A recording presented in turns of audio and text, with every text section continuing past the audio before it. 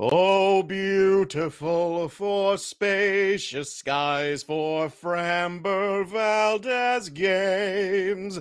I'm a man of my word. Let's step into the on-deck circle. You're listening to the DFS On Deck podcast, brought to you by LineStar App, the top-rated DFS tool set and #1 companion for DraftKings, FanDuel, and Yahoo Daily Fantasy. Go LineStar Premium now at LineStarApp.com. Now, here are your hosts, fantasy baseball experts Joe Pisapia and KC Bubba. Hey, yo, what's up, everybody? It's me, Joey P, Joe Pisapia, and welcome to On Deck right here on the LineStar app. It is me, it is Casey Bubba, and it is you, and we're talking all things MLB DFS, breaking it down for you, courtesy of the LineStar app. So go get that LineStar app and upgrade to the premium product, and you can start winning some cash along with us and Bubba.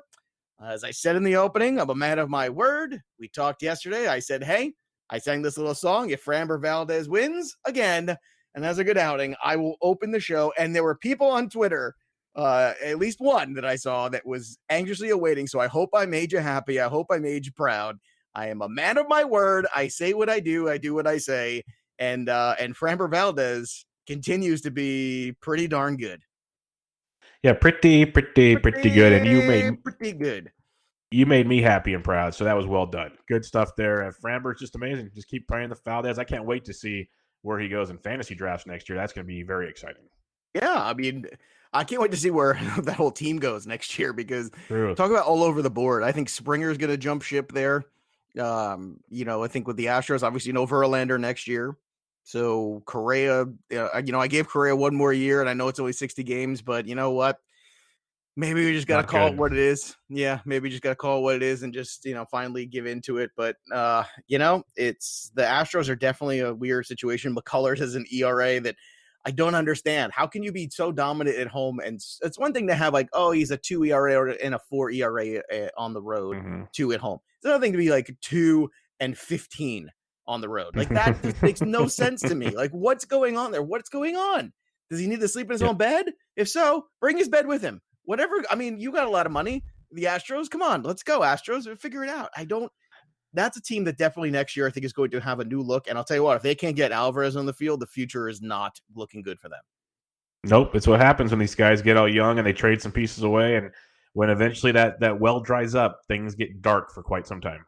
And the well of the draft picks is going to dry up too because they lost their first and second for the next 2 years, right? This was the first year and the next year again.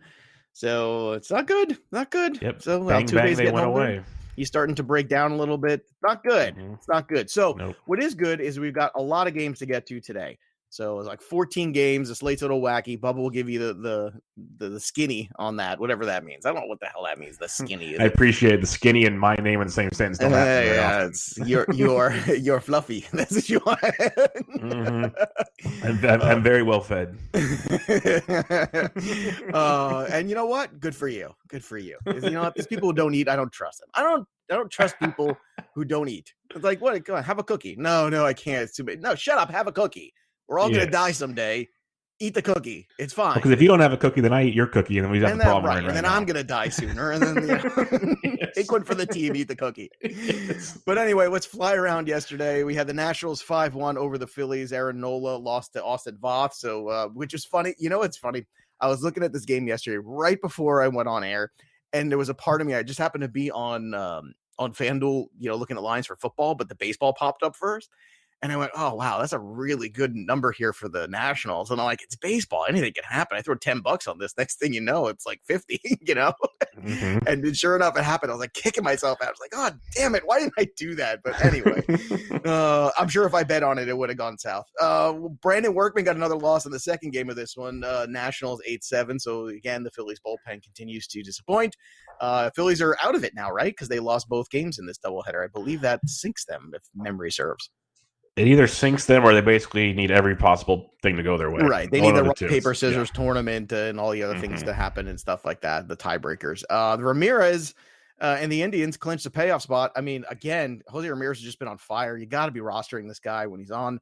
Yankees scored 12 runs in Buffalo, but the Jays scored 1. That's because Garrett Cole was on the mound. You also had, Antone, our boy, Tehe Antone, lost to the Brewers. So the Reds finally took a loss after a couple it seems like a couple weeks of them just like running up against things. Stallings hit a home run in the ninth that lifted the Pirates over the Cubs. The Braves 11-1 over the Phillies. Ozuna and the Braves beat Miami and clinched their third straight National League East title. Congratulations, Atlanta Braves. Alonso puts the Mets, puts the Rays clinch party on hold, at least for now, and the Mets over the Rays 5-2. Seth Lugo got a W. Bubba was talking about him yesterday, getting stretched out, being a good oppo play. Boom, there it was. Bubba, well done. Take the victory lap. Thank you. Yeah, thank you very much. Take 2 for that extra. Okay, what's really upsetting is the Orioles, though. I mean, 3 runs against Nick Pivetta, striking out 8. I mean, what is happening here? So the good, the bad. This was the bad. We had a lot of good last night. Framber was good. Lugo was good. We'll get to a couple other things that were good. But, we keep it real here on the show. We're the kings of keeping it real. Orioles disappointed. And the Red Sox, look at that. Can the Red Sox get Nick Pivetta right? Oh, that would be something, wouldn't it? We get one more Nick Pivetta start this week, so we'll find out this weekend. But that would be so 2020 if Nick Pivetta finishes the year on a 2-start week, dominating, getting everybody's hopes up again. And if you listen closely, you can hear everyone in fantasy baseball at those last 2 starts of Nick Pivetta starting to make him a sleeper in 2021 again. Oh, look, he's getting right. Everything's getting right. Look at Nick Pivetta. Rogers and the Twins 5-4 over the Tigers. You also had the Cardinals blank the Royals. Singer got a loss on this one. Also, another crushing one, too. Secondary arms were tough. If we didn't have Lugo, it was bad. But the good news is Framber was good again. Just 8 strikeouts for him. I mean, the dude has just been raking. He's been awesome. I mean, he's been just terrific. Outside like one bad start. I mean, the guy's been on. He had a good start in Colorado this year. I mean, the guy's just been really good. It's time to give Framber some love. 4-2 Angels over the Padres. You also had the Dodgers and Dustin May get a W here over the A's. Frankie Montas continues to disappoint us. His ERA is now over 6, Bubba. Ugh, God, terrible. Yep. And we also had the Giants 5-2 over the Rockies. Alex Dickerson a pinch hit home run there, which helped probably nobody because nobody put him in that lineup. So way to go, Alex. Way to go. Way to help nobody. So that was yesterday. Today's a new day. Yes, it is. So, Bubba, how do the slates stack up today on FanDuel and DK? Well, DK, because, they like to change things up every day, and we begged them to do this all season, so why not today? We have a 14-game slate starting at 6:05 Eastern. They're including the 6 Eastern games. Amazing. Oh, my God. But usually FanDuel always does, and they don't today. They have an early slate for the 6 games that start at 6:05 Eastern. Then they have a main slate for the other 8 games starting at 7:05 Eastern. Yes, and it's okay if you just went cross-eyed listening to that because I did. So they have a 6-game slate that starts an hour before their 8-game main slate, where DraftKings has all 14 together starting at 6 Eastern. So, all right. So look, you have to keep that in mind. So whatever site you're planning on playing in, just keep this in mind. So we'll roll through this game by game here, and we'll try to be, lightning fast as we always are. Target the things we like, avoid the things we don't, and do our best here to, kind of let you guys decide how you want to play it, how you want to approach it. And maybe when we're all done, we'll have some more thoughts and feelings about that. So, Bubba, you want to start off with the 4 o'clock here on FanDuel? Is that kind of the best place for us to start? The earliest? That's a standalone game. So I just start at the 6:05. All right, so let's start at the 6:05. All right, so 6:05. Here we go. Zach Eflin, Eric Feedy in this one. Whether or not the Phillies show up here in this one, I don't know, because I think there's a little disheartening moment there for them. Juan Soto leads the league in everything. He is 4.5K. He's always a good investment. I don't care. Just always, no matter what. On the DK side of things, he's 5.8. Super expensive. But you know what? If I'm going to pay up for somebody on FanDuel, I'm willing to pay up for Soto because the guy's just so damn good. Good opportunity there against Eflin, too. He's at home in Washington's ballpark. Anything you want to point out from this game, Bubba? I love the Soto call, but there's good value here on both sites. McCutcheon's affordable at 35 on DK, 31 on FanDuel. Love Alec Baum, 3K on DK, 29 on FanDuel, hitting in the middle of that order.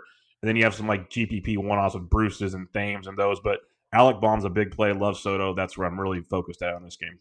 Lucas Giolito at 6'10" is going to go against Shane Bieber. He is 10.2 on DK.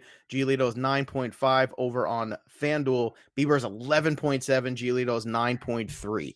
So, I mean, look, it's very difficult not to, just go with Shane Bieber in cash because he's been good against everybody.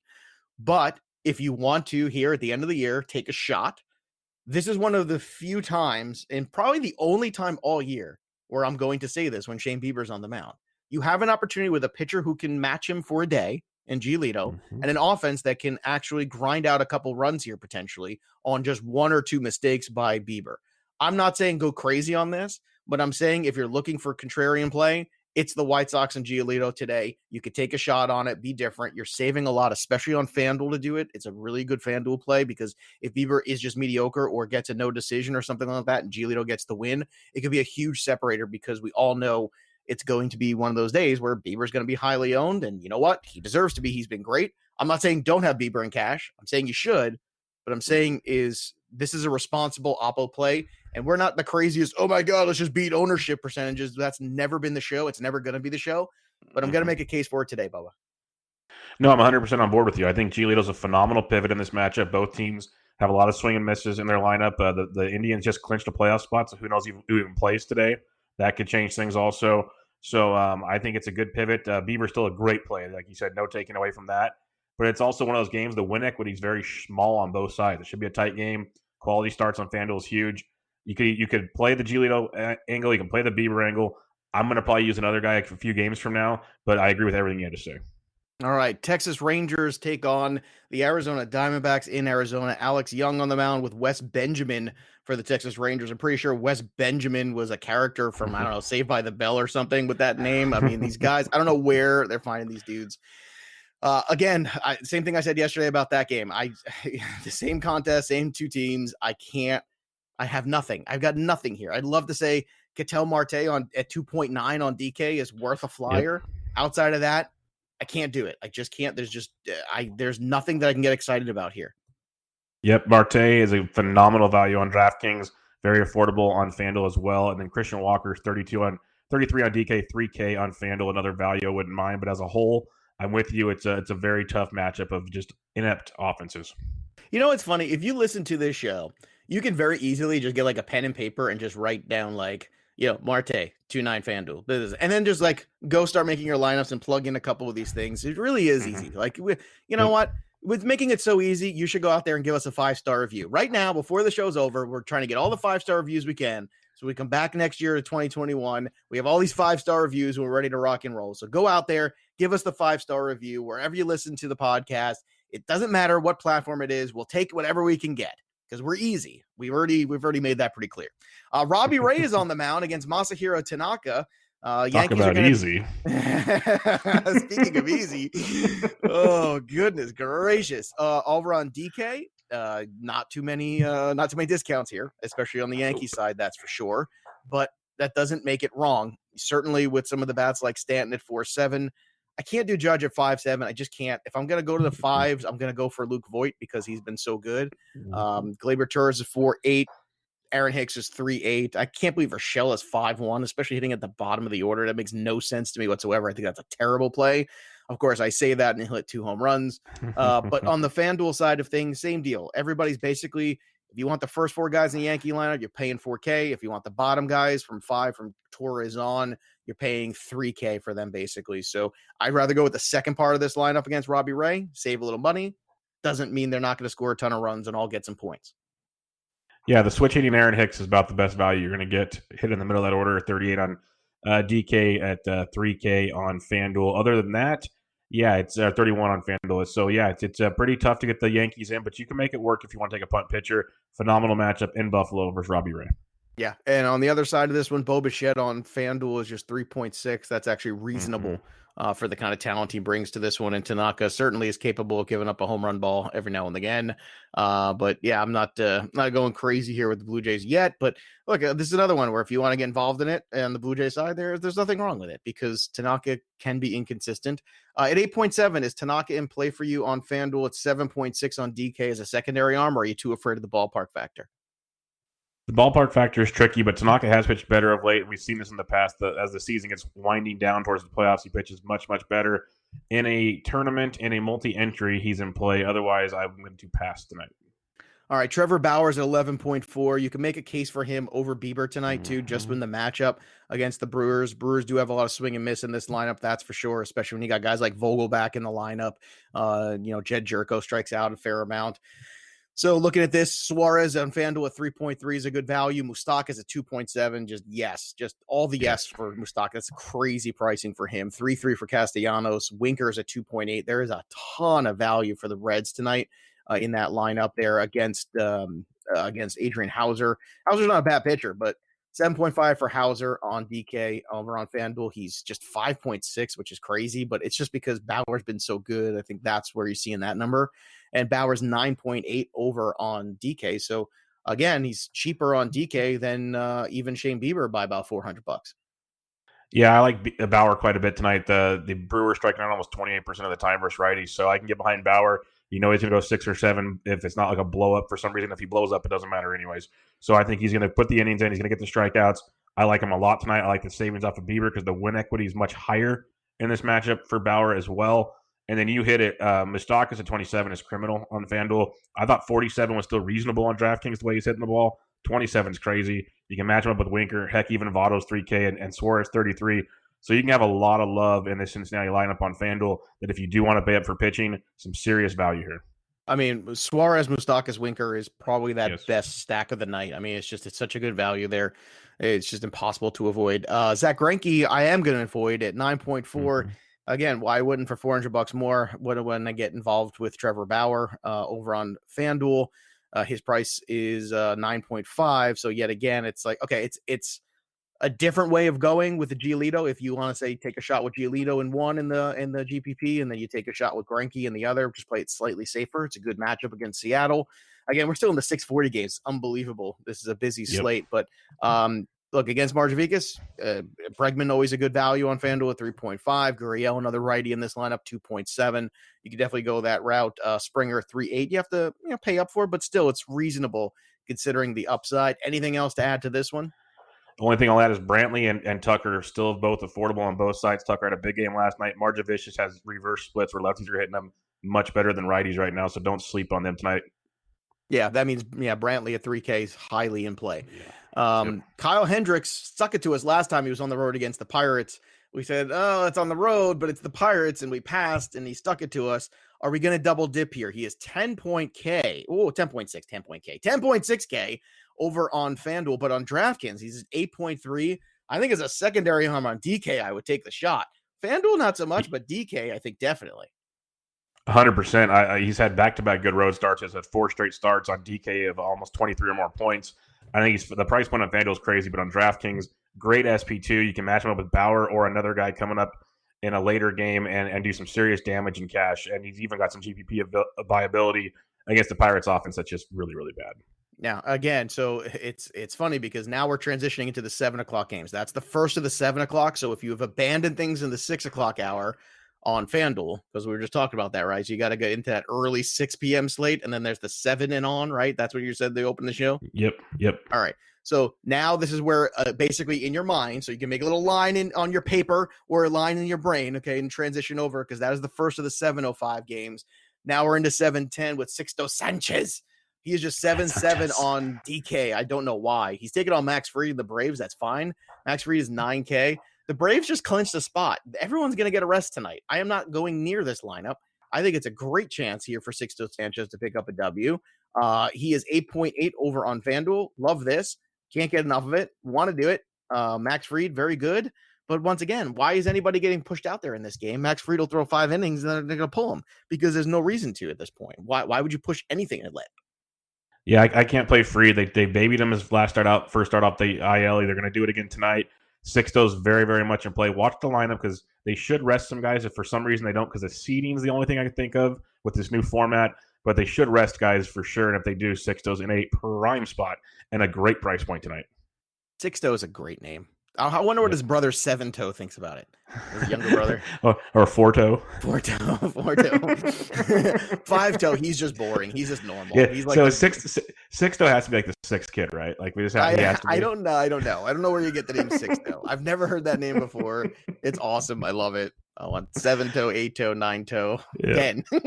That's great. Tyler Glasnow is at 10.3 against Michael Wacha at 7.3 over on FanDuel. On DK, you got 9.3 for Glasnow. But when you have Sixto, I mean, I don't know. I'd rather have Sixto than Glasnow. Yeah, you don't need to. Glasnow's got extreme strikeout upside, but doesn't go more than 5, maybe 6 innings because of his wildness and ineffectiveness. So he's a GPP only on DraftKings. On FanDuel, you just don't use him at 10-3. Fading the Mets lineup, though, regardless, against Glasnow. Arozarena at 2.9, hitting in the 3 spot potentially. That's a guy to look at on FanDuel. Going through on DK, he's just 3.6. Anything else here to add from the Rays lineup? Nate Lowe still 2.9 on FanDuel, and the guy that's 3,800 on FanDuel or DraftKings 26 on FanDuel. Joey Wendell's been hitting about 5th in that lineup, getting on base, stealing bags. Very good cash game play. All right, another made-up name here, Dean Kremer for the Orioles against Nate Eovaldi. Sounds like he's from Animal House. Oh no, man! Dean Kremer came down hard on us again, man.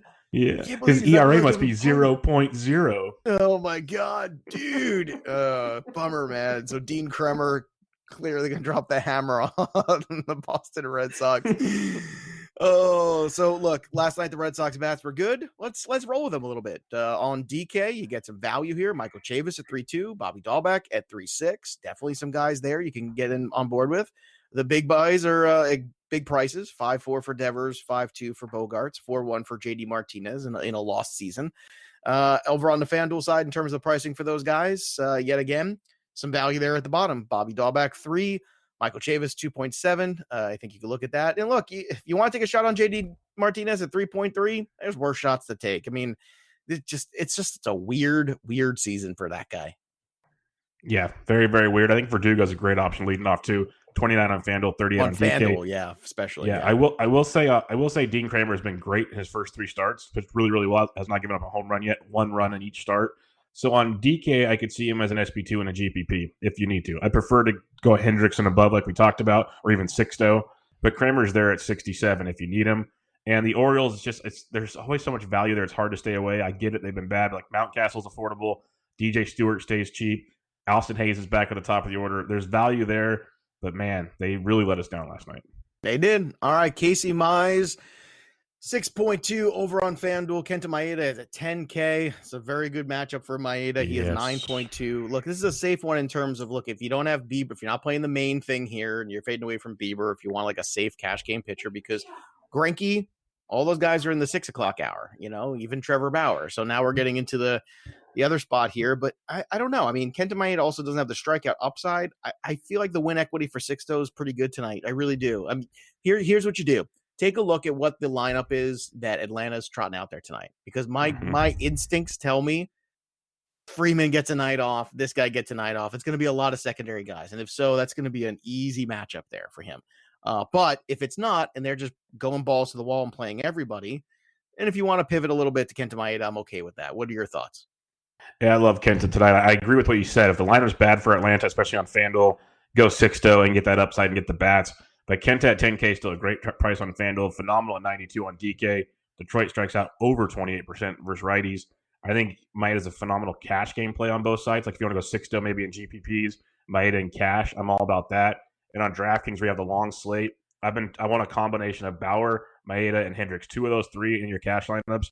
I think if you can do Maeda and Bauer, you have a floor of like 65 DK points, which is crazy to start out with. Yeah, that's a good point, man. That's a really good point. You also got some value there on DK with Byron Buxton at 3.8 at the top of this order. Yep. So keep an eye on that one as well. Let's move on here to the Cardinals. Carlos Martinez at 7.8 against Danny Duffy. It's always tough. This matchup is always a tough one for me. I can't get into Carlos Martinez tonight. Well, I don't know what the other pitching on the board. But in terms of offense here, there are pieces that are appealing. I understand it's the daily. Alberto Mondesi is cheap, and he still is 2.9 for him. My goodness. So I don't know. Solaire's 2.9 also. You could keep taking shots with these guys. Franco's 2.9. There's lineup builders here for Casey. I think that's the big kind of red flag up there for me. Paul DeYoung's also under 3K to him and Edman at the top of the order at 2.9. But in terms of expected run total, compared to some other games, it's not as high as, let's say, the Yankees and Buffalo. But again, if you're only playing in the 7 o'clock hour, it's less of an issue. I think it's more of a FanDuel 7 o'clock only slate kind of target for me. Yeah, 100%. Like on FanDuel, Mondesi, you almost just have to play him at that price point. He's like the Ketel Marte of their late slate. You just play him at $2,900. But overall, just 2 offenses that are very inconsistent. Lineup builders is a good term there. you can pick and choose if you want. I'm not going all in unless you're multi-entering. All right, now this one's a tough one. This one screams 4 outcomes to me, so I want no part of it. Sean Manaea against Julio Urias. Manaea is 4.6. Manaea is 7.6. Urias is 7.8. Over on DK, 8K for Urias, 7.9 for Manaea. So basically, they're telling you they have no idea either. That's why there's no value on either side. They're just saying, here's this two, flip a coin and pick a side. I don't feel comfortable doing that. Manaea's had some better starts. Urias has had some good and bad. Both these guys are capable of both. That scares the hell out of me, and it scares the hell out of me from the offensive standpoint too. Yeah, the only two guys I really want to get a piece of because I don't want to go all in either is AJ Pollock's 46 on DK. He's 32 on FanDuel, but the guy I want the most of, 46 on DK, 28 on FanDuel, is really cheap, is Chris Taylor, who's hitting everybody right now. So if you just want a couple one-offs, I go Chris Taylor by himself. I'm not stacking this game, though, just like you were talking about. All right, and last but not least, Ryan Castellani of the Colorado Rockies taking on the Giants. Who's pitching for the Giants today? Because I don't know if we have a name Logan yet. Webb. It's Logan, our good friend Logan Webb. Oh, nice. Darren Ruff is still cheap, 2.4 over on FanDuel for him. On DraftKings, he's 2.8. You've also got, Brandon Belt at 3.7 here. If Dickerson gets back in the lineup too, keep an eye on that. But he's 4.3 over on DK. On FanDuel, he's just 2.8. If he's hitting leadoff or Solano, whoever that is, just keep an eye on that because that's got some value in it too. But same old story, the later games you get. It's funny. I feel like the Giants have become this year's version of the A's last year, where there's a lot of value late. They seem to put up runs. Don't overthink it, and you just kind of roll with it. They don't have the same kind of home run upside that guys like Chapman and Olsen had last year or Simeon. But at the same time, San Fran's been pretty good, so I can't say anything negative there. What about on the Rocky side? Anything there for you that you want to take some shots on? Not really. The very inconsistent lineups. Arenado's out. I'll probably stay away from there. And then on Giants, I just want Belt and Dickerson. I want those two for sure tonight at their price points. All right. It's that time again, boys and girls. It's time to call our shot. Bubba and I are each going to pick a guy to go yard, and you can get involved as well. Go over to LineStar App. Follow us on Twitter, and you can win some free swag. That's right. And LineStar MLB as well while you're at it. Retweet this segment. Give us a like. Give us a follow. And maybe we'll give you some free stuff. So, Bubba, who's your pick to click tonight? Who's leaving the yard? Mike Moustakas going deep for the Reds tonight off Adrian Hauser. Nice. That was mine too. So I will give you a second one. So whenever two of us like somebody, that's a big one to look at right there. I'm going to go with my boy Georgie Springer at the top of the Astros lineup. Let's get a bomb from George Springer tonight. How about that? Let's get the equity up there, Georgie, before you hit the free agent market. You only got a couple days left. Let's finish strong, buddy. So go over there, follow us over at LineStar App on Twitter, and get involved in the contest right now. And also go out there and subscribe to the pre-snap right here on the LineStar App as well. Anywhere you get your podcasts, they get the pre-snap. Bogman and I just dropped the week 2 review / hot take week 3 show yesterday. So you can go check that out. Very entertaining as always. Tomorrow morning, the DFS preview comes out. And then on Friday, the wagering show. The weeks go so fast during football season. Mm-hmm. It's amazing how fast, like you just look up and it's Friday already. But we're going to have you prepared already some really interesting values, especially on FanDuel in terms of where you can go with some things. So it's kind of surprising. And some of the wide receiving pricing on DK is just silly. And we're going to take advantage of that. So who are the names? How to do it? Come hang out with us. Go subscribe to the pre-snap anywhere you get your podcasts. That's iHeart, iTunes, Stitcher, Google. Doesn't matter. We're there. The pre-snap podcast by LineStar. And in the meantime, you can follow us on Twitter at KCBubba, at Joe Pisapia 17. That'll do it for us. There's nothing left to do now except step out of the on-deck circle and into the batter's box and go yard. We'll see you next time, kids. You've been listening to the DFS On Deck podcast, brought to you by LineStar. Hit subscribe, tell a friend, and stay tuned for the next episode from fantasy baseball experts Joe Pisapia and KC Bubba.